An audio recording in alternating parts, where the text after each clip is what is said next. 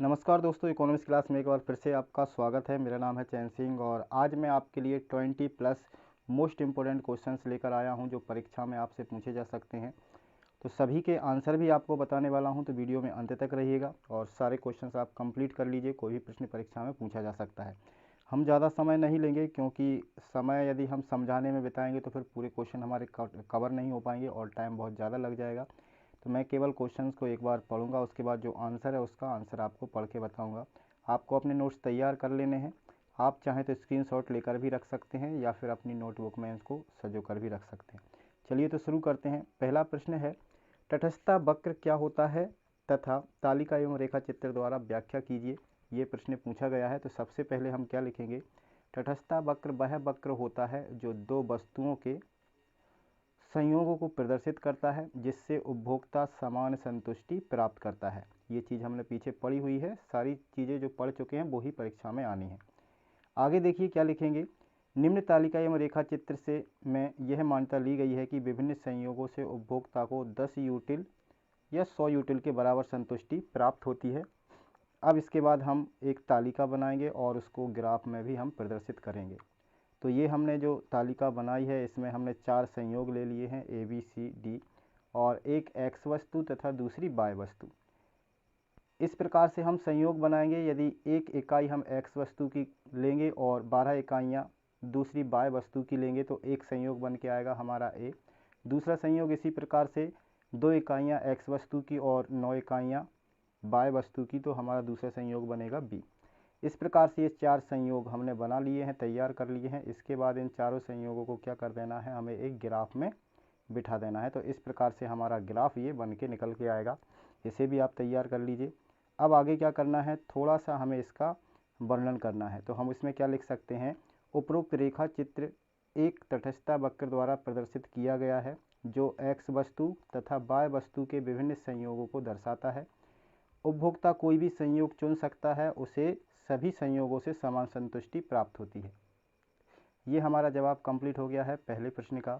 दूसरा प्रश्न देखिए, बजट रेखा क्या होती है, इसकी परिभाषा हमें देना है। तो इसमें ज़्यादा समय हमें नहीं लगाना है, जो परिभाषा है परिभाषा को लिखेंगे और आगे बढ़ेंगे। बजट रेखा वह रेखा होती है जो दो वस्तुओं ए और बी की वह मात्रा दर्शाती है जो कि एक उपभोक्ता अपनी आय से खरीद सकता है।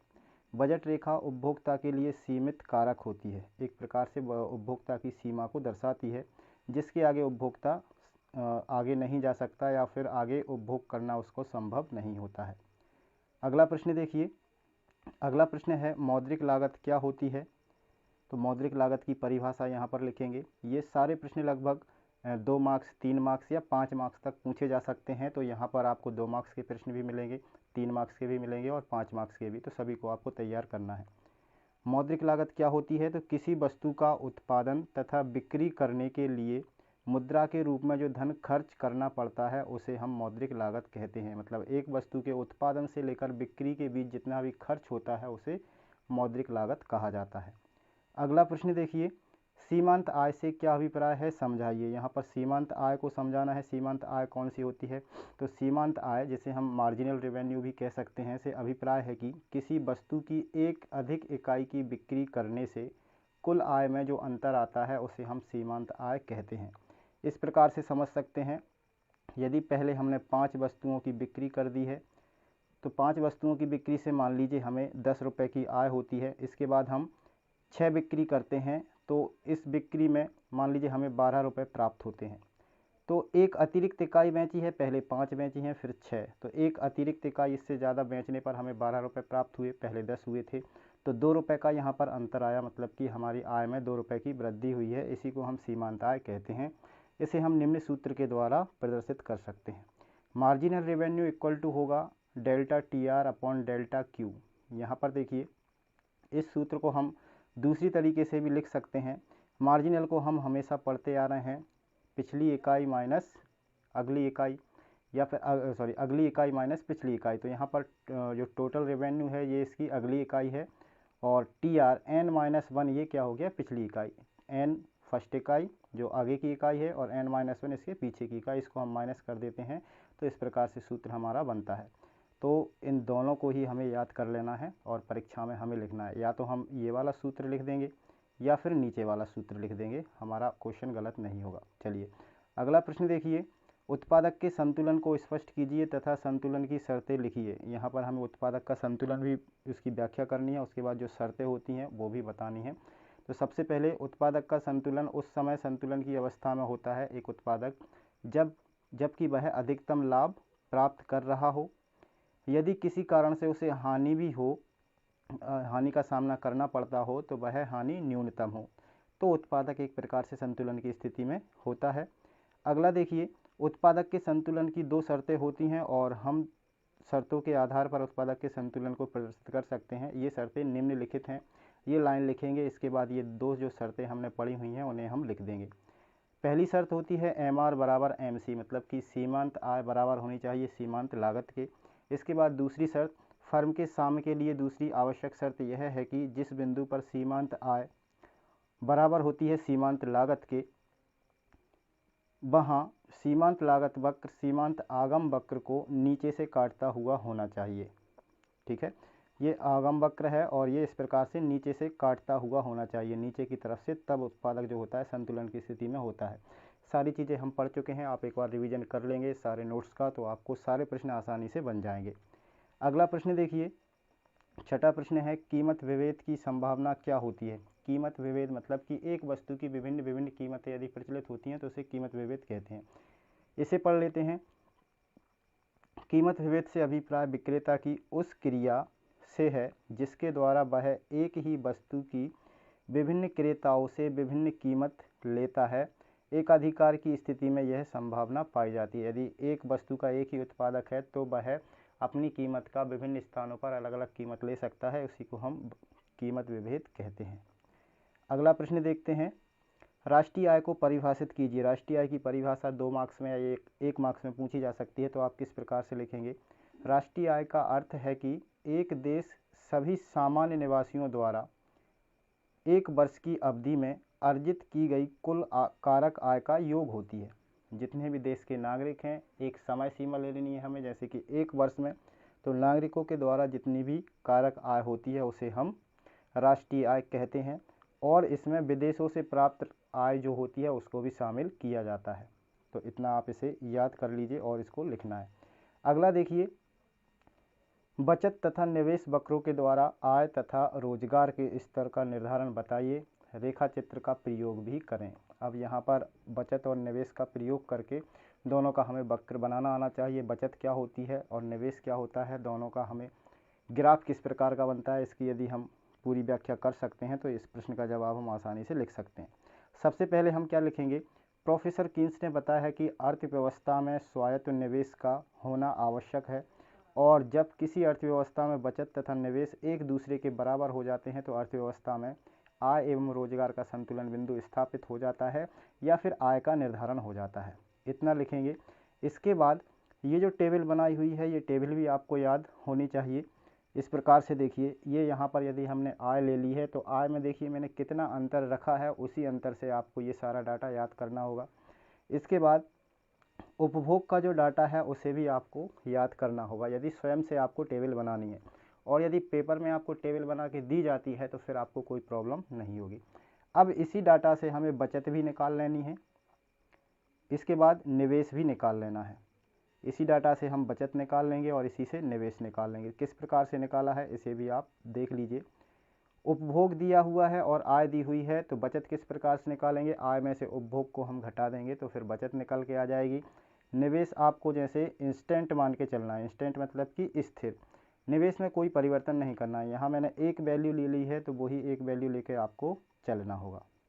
चलिए आगे देखिए, अब ग्राफ किस प्रकार से बनाएंगे। एक्स अक्ष, ये वाला एक्स अक्ष है, इस पर हमने आय को प्रदर्शित किया है। तो ऊपर देखिए 0 से 40, 80, 120, 160, 200 तक ये हमने आय प्रदर्शित कर दी, और बाय अक्ष पर हम बचत एवं निवेश को प्रदर्शित करेंगे। बचत का ग्राफ बनाएंगे तो ये इस प्रकार का बनेगा, माइनस से शुरू होता है क्योंकि हम ये जानते हैं जब उपभोक्ता की आय नहीं होती है फिर भी उसको खर्च करना पड़ता है, जीवन यापन के लिए कुछ ना कुछ उपभोग करेगा। तो यदि आय नहीं होगी तो उसका जो उपभोग होगा वह माइनस में निकल के आएगा। बचत कैसी होगी, माइनस होगी, तो यहाँ पर -20 आई है। इसके बाद आय बढ़ने लगती है तो फिर उपभोग भी धीरे धीरे से बढ़ने लगता है, तो फिर पहले बचत माइनस में होती है, उसके बाद फिर प्लस में होने लगती है। तो ग्राफ ये इस प्रकार का बनेगा, इसे आप बना के रखिए। इसके बाद निवेश का जो ग्राफ आप बनाएंगे, ये निवेश का जो ग्राफ बनता है ये स्थिर रहता है, एक ही हमने कांस्टेंट वैल्यू लेके चले हैं, तो ये 10 से लेकर स्टेट हमने कर दिया है। इसके बाद जो बिंदु जहाँ पर दोनों टकराते हैं वह पर संतुलन का बिंदु होगा, वहाँ पर आय एवं रोजगार का निर्धारण होगा। इसकी आप इस प्रकार से व्याख्या करके भी लिख सकते हैं। आगे बढ़ते हैं। निमेष गुणक का सिद्धांत किसने दिया है, स्पष्ट कीजिए। यहाँ पर देखिए प्रश्न बड़ा घुमाकर पूछा है, किसने दिया है। यदि आप कंफ्यूज हो जाएंगे तो किसी एक प्रोफेसर का नाम लिखकर आप आ जाएंगे, जैसे कि प्रोफेसर कीन्स, लेकिन यहाँ पर लिख दिया है स्पष्ट भी करना है, ठीक है। तो स्पष्ट किस प्रकार से करेंगे, तो हमें सारी चीज़ें यहाँ पर याद होनी चाहिए, मालूम होना चाहिए कि निमेष गुणक क्या होता है। अब देखिए इसका आंसर यदि हम पढ़ेंगे तो आंसर में निमेष गुणक का सिद्धांत प्रोफेसर कीन्स के द्वारा प्रस्तुत किया गया था। प्रोफेसर कीन्स ने निवेश तथा आय के मध्य संबंधों की व्याख्या करते हुए बताया कि निवेश में परिवर्तन करने से आय में भी परिवर्तन होता है। ये बात हमने लिख दी तो हमारी जो परिभाषा है वो लगभग कंप्लीट हो जाती है। संक्षेप में हम निवेश में होने वाले परिवर्तन के कारण आय में होने वाले परिवर्तन को ही का जो अनुपात होता है उसे ही निमेष गुणक कहते हैं। इसका सूत्र हमने निम्नलिखित पढ़ा हुआ है, K बराबर डेल्टा बाय अपॉन डेल्टा आई। इसे आप ध्यान में रखिएगा। पहला समीकरण ये भी बनता है कि डेल्टा बाय में जो परिवर्तन यानी आय में जो परिवर्तन हो रहा है, डेल्टा यहाँ प्रदर्शित कर रहा है परिवर्तन को, तो डेल्टा बाय मतलब आय में जो परिवर्तन होगा वो निवेश में परिवर्तन के कारण होगा, और कितने गुणा होगा तो वो गुणक कहलाएगा, ठीक है।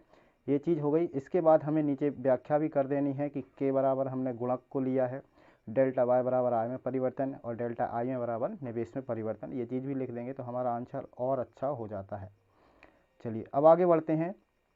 अगला प्रश्न है, न्यून मांग से क्या अभिप्राय है। न्यून मांग क्या होती है, मतलब कि कम या फिर अविस्फीति या फिर हम मंदी की स्थिति भी इसको जानते हैं। तो किसी भी नाम से पूछा जा सकता है, हमें कॉन्सेप्ट यही ध्यान में रखना है। न्यून मांग वह स्थिति होती है जिसमें समग्र मांग अर्थव्यवस्था में पूर्ण रोजगार के लिए आवश्यक समग्र मांग से कम होती है। जहाँ पर पूर्ण रोजगार स्थापित होता है उतनी मांग नहीं होती है, उससे कम मांग होती है, तो उसी को हम न्यून मांग कहते हैं। अर्थव्यवस्था के कुछ साधन इसमें बेरोजगार रह जाते हैं, इस स्थिति को अविस्फीति की अवस्था भी कहा जाता है। ये हम लिख देंगे, हमारे 2 मार्क्स का प्रश्न कंप्लीट हो जाएगा। आगे बढ़ते हैं। अगला प्रश्न है, प्रवाह की परिभाषा दीजिए। प्रवाह क्या होता है, तो प्रवाह वह मात्रा है जिसे किसी विशेष समय अवधि में मापा जाता है। उदाहरण के लिए एक निश्चित तिथि पर देश में जो मुद्रा होती है वह मुद्रा का स्टॉक कहलाती है, जबकि एक वित्तीय वर्ष में जो व्यय होता है वह प्रवाह कहलाता है। इस प्रकार से उदाहरण देकर हम इसका आंसर लिख सकते हैं। अगला प्रश्न है, समस्थिति बिंदु का अर्थ बताइए। समस्थिति बिंदु कौन सा होता है, देखिए समस्थिति बिंदु जब उस समय प्राप्त होता है जब फर्म उत्पादन को बढ़ाती है, तो कुल लागतें पहले तो घटने लगती हैं, इसके बाद फर्म के जो लाभ होते हैं वो कम होने लगते हैं धीरे धीरे। इसके बाद भी यदि फर्म उत्पादन बढ़ाती है तो पुनः समान स्थिति पर पहुंच जाती है, ऐसी स्थिति पर जहां पर उससे कम ही लाभ प्राप्त होते हैं, और उससे भी यदि आगे उत्पादन को बढ़ाती है तो फिर उसको हानि होने लगती है, तो उसी को हम एक प्रकार से समस्थिति बिंदु कहते हैं, जहाँ पर उसे समान लाभ प्राप्त होने लगते हैं। अगला देखिए, राष्ट्रीय आय एवं प्रति व्यक्ति आय में अंतर बताइए। तो राष्ट्रीय आय एवं प्रति व्यक्ति आय में आप अंतर किस प्रकार से करेंगे। किसी देश की राष्ट्रीय आय साधारणतः वहाँ एक वर्ष में उत्पादित समस्त वस्तुओं एवं सेवाओं का योग होती है, जबकि प्रति व्यक्ति आय क्या होती है कि देश में जितनी जनसंख्या है और देश की जो राष्ट्रीय आय है, राष्ट्रीय आय में हम जनसंख्या से भाग दे देंगे तो फिर प्रति व्यक्ति आय निकल के आ जाती है। तो इसे ही हम हमारे शब्दों में लिख देंगे तो हमारा आंसर जो है वह कंप्लीट हो जाएगा।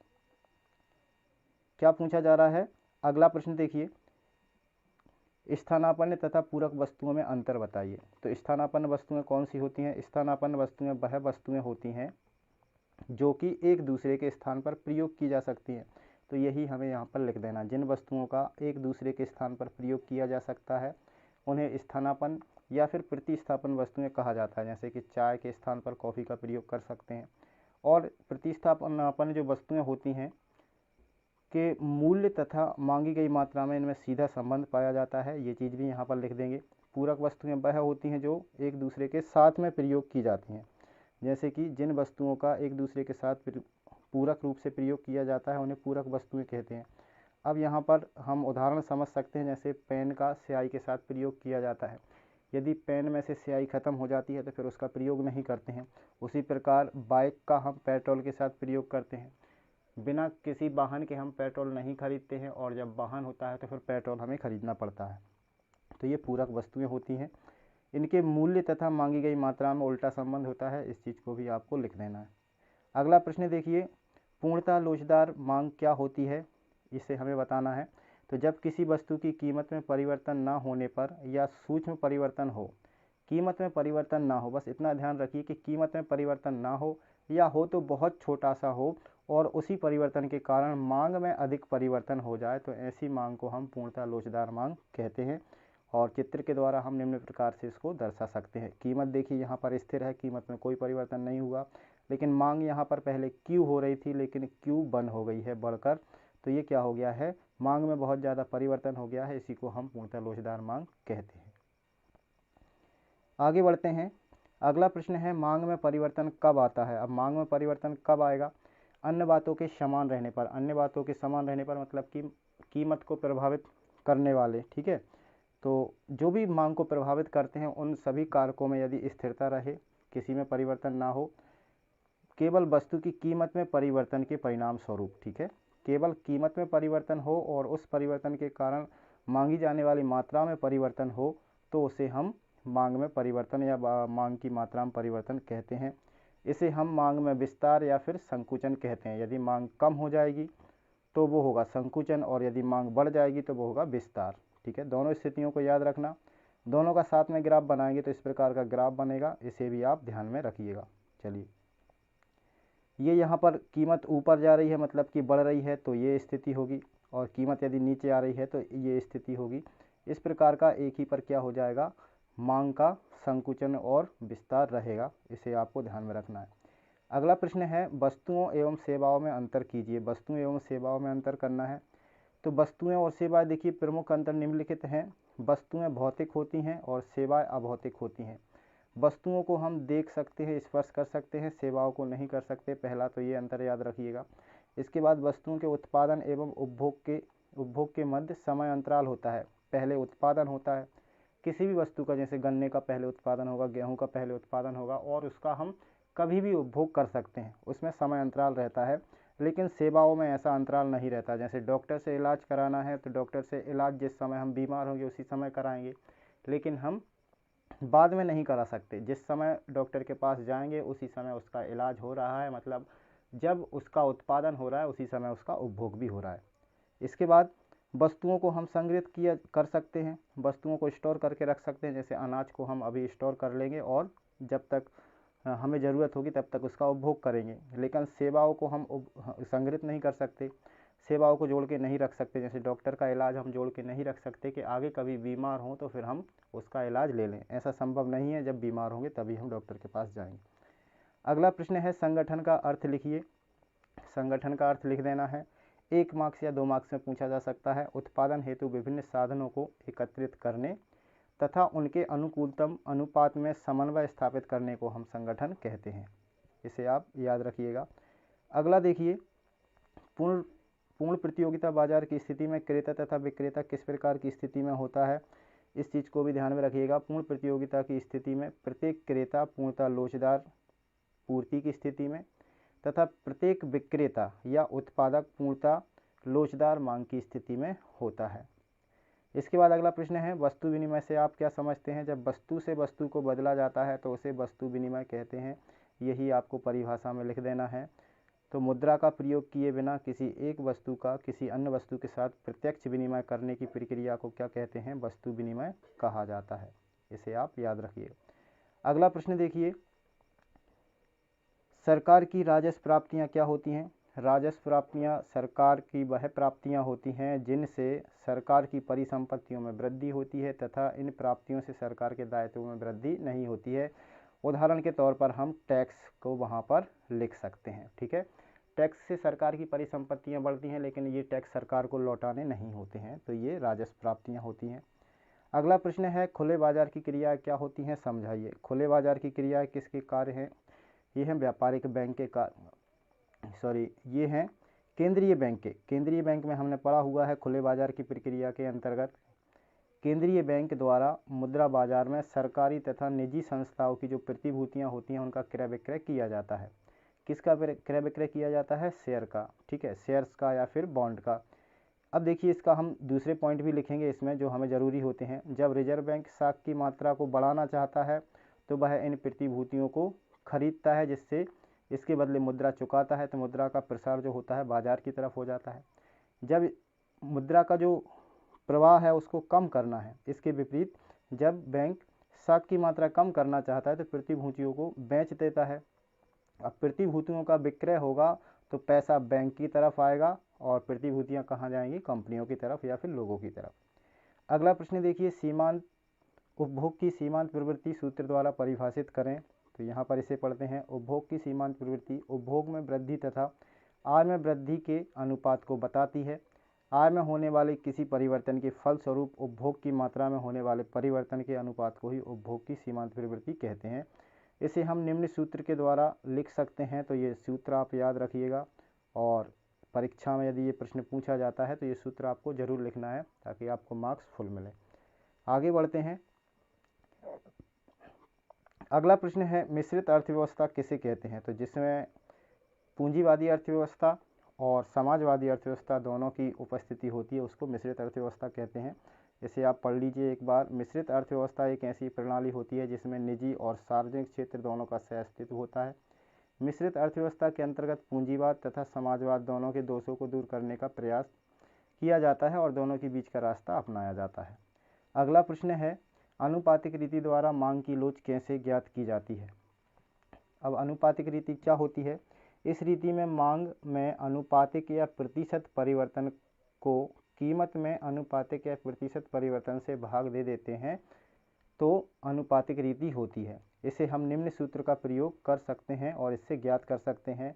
तो यहाँ पर EP elasticity of price equal to मांग में अनुपातिक परिवर्तन बटे कीमत में अनुपातिक परिवर्तन, ये सूत्र द्वारा हम ज्ञात कर सकते हैं।